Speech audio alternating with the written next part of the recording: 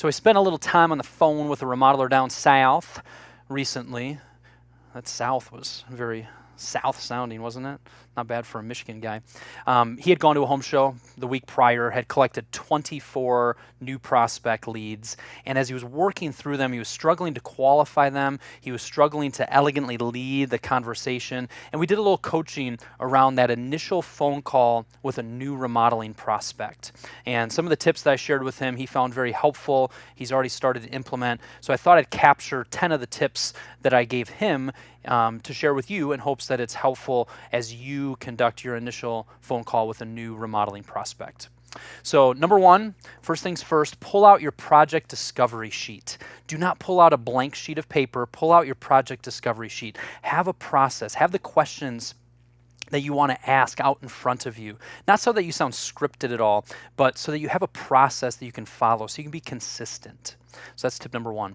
Number two, be 100% focused on the call. Don't be multitasking. Don't be driving. Be 100% into it. Smile.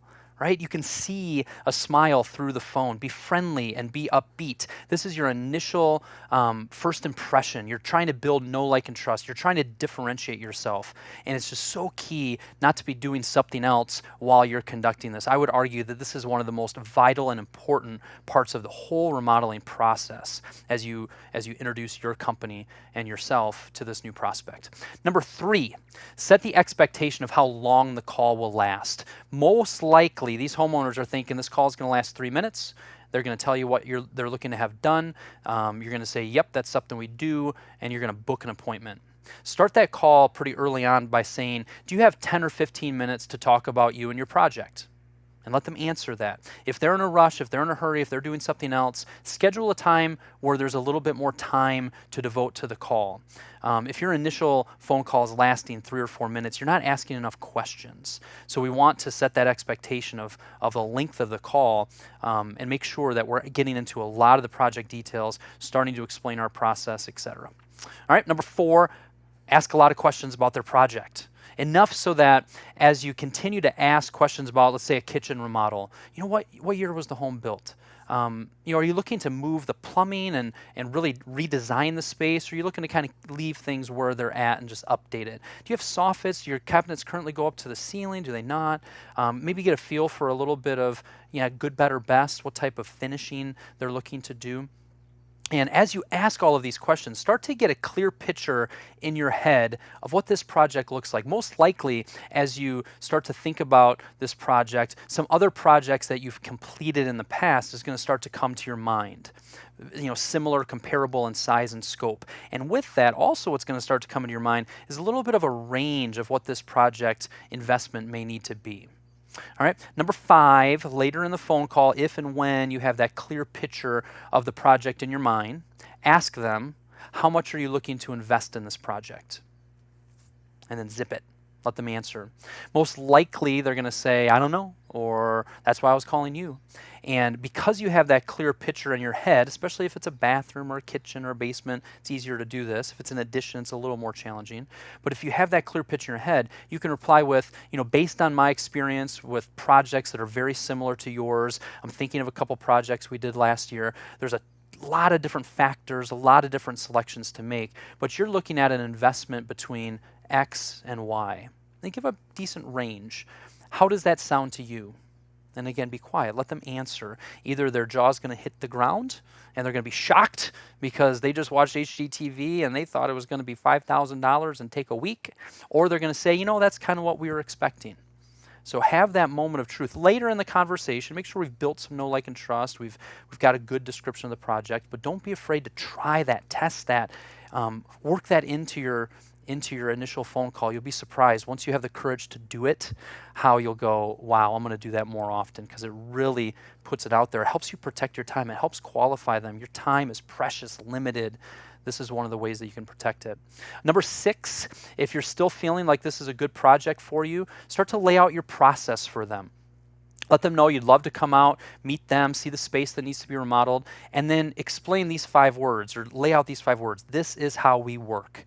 Explain what the initial initial in-person meeting is going to be like, that you're going to book the second in-person meeting before you leave that meeting, explain your design agreement and how that works if you have it. Start to educate them on the process. That's part of your role as a remodeler, is to start to teach, to educate, to explain the process to them. And it's great to do that on the phone. Number 7, make sure you are tracking all of your leads. Track how they found you. It's part of the reason why a project discovery sheet is so important versus a blank sheet of paper, so you remember to ask how they heard about you. But when you're done with this call, make sure you add that lead, whether it's a whiteboard, whether it's a spreadsheet, whether it's your CRM system. Add that lead to your sales pipeline. Keep your sales pipeline up to date. It's so important. So often I see remodelers are real messy, clunky, not organized with their sales pipeline. Your sales pipeline is pretty simple. You have people in your appointment to be set category.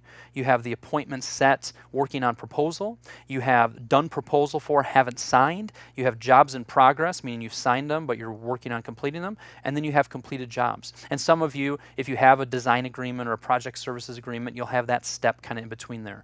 But keep that sales pipeline organized. It'll allow you to follow up so much better and more professionally. Number 8, send out a nice professional email between the initial phone call and the in-person meeting. This email can just simply be, hey, I'm looking forward to seeing you next Tuesday at 2 o'clock. You can link to your website. You can link to a further description of your process, and this is how we work. You can link to hows and maybe explain how idea books work if they care to create one of those and send them over to you before the initial meeting. If it works for you in your area, maybe utilize the cost versus value report from Remodeling Magazine. Just a nice professional email that we can send out. It's another little thing that shows that you're professional, that you're organized, that you've got your stuff together, helps you stand out. Number 9, always seek to improve this initial phone call. This is such an extremely important part of the process. As I coach remodelers on the whole sales process and even other areas of their business, I have not found a bigger bang for the buck than it's your first impression. It's how you're starting to build know, like, and trust in some relationship. It's how you protect your time and perhaps start to qualify them if that's necessary. You're starting to educate them. You're starting to differentiate yourself. And taking somebody who's not doing this well at all and doesn't have a process at all to somebody who's doing this really well, there is such a ripple effect in your business that happens when you really start to get this initial phone call down and you're doing it professionally and solid. So always seek to improve this initial phone call. And then number 10, just kind of a quick piggyback on that, is at the end of the call, take a minute to just think through what worked and what didn't work. As you think through the questions that you asked, man, that was great. That really opened up. They started to talk to me about this or that. Or, man, we got going and I totally forgot to mention to them this. Always be improving, trying new things, learning, and just taking a minute or two to think through what worked and what didn't is very helpful.